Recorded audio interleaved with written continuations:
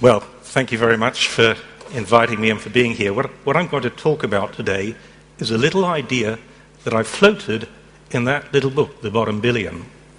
And it's an idea which has just become a reality.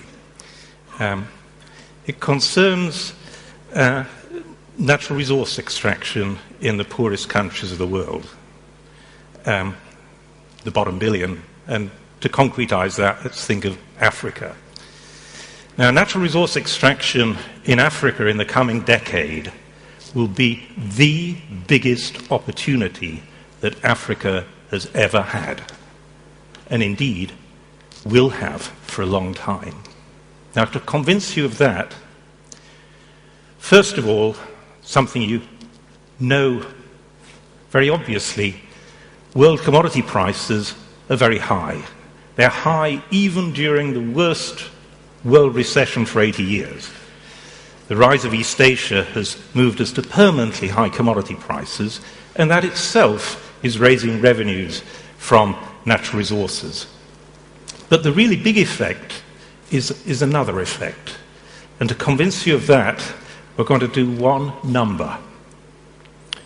Imagine here is the typical square mile of the rich countries in the world, the OECD. And we're going to look underneath that square mile. And I'll tell you, underneath that square mile, there are about $300,000 worth of natural assets, subsoil assets. So that's the average square mile of the rich countries. And now we're going to go over here, and here's the average square mile of Africa. And we're going to do the same thing. We're going to look underneath it. And to make it more fun, at least for me, instead of me telling you, you're going to tell me. Right? To make it manageable, I'll give you a choice. That square mile in Africa, it could have less than the rich countries, it could have more. And you're going to vote. Who thinks it has less? And who thinks it has more? And this is why you're all going to remember this number, because you're all wrong. Right? The figure for the rich countries, $300,000. The figure for Africa, $60,000. Only a fifth. What's going on? Right? What's going on? Well, I cheated. The figures I gave you were for known subsoil assets. You know, I tried to find the figures for unknown subsoil assets, and I just couldn't find them. Right? What those two figures are telling you is not that Africa has less than the rich world. In all probability, it's got more. Right? The rich world's been digging the stuff out for 200 years. It's still got $300,000 worth per square mile.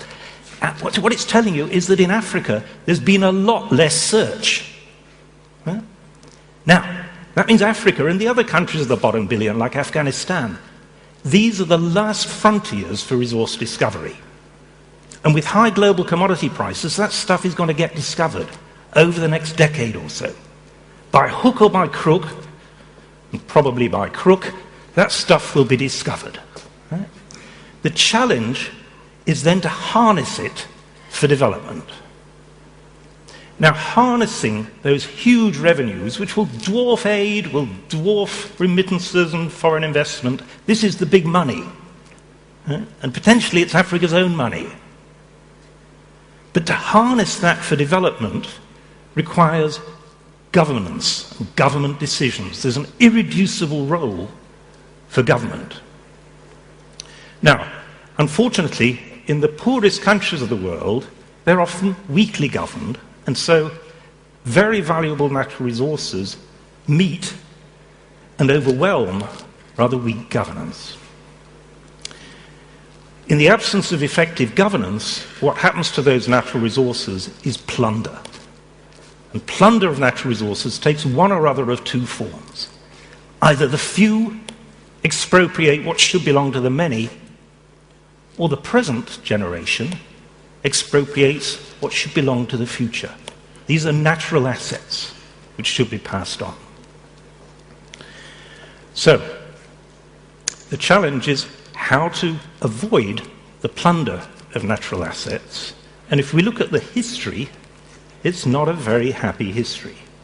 In fact, where better than Brussels to look at the history of natural resource extraction in Africa? Brussels, this beautiful city, its beautiful end of 19th century buildings were financed by the plunder of the Congo. Nowhere was Europe's plunder of Africa more outrageous than right here.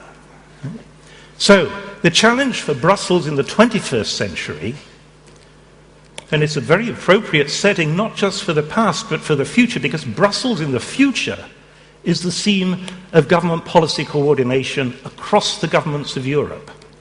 And the challenge of the future is to get governance both in the developed countries and in the resource-rich low-income countries to avoid plunder, to make sure that the history of the 21st century is not a repetition of the history of the 19th.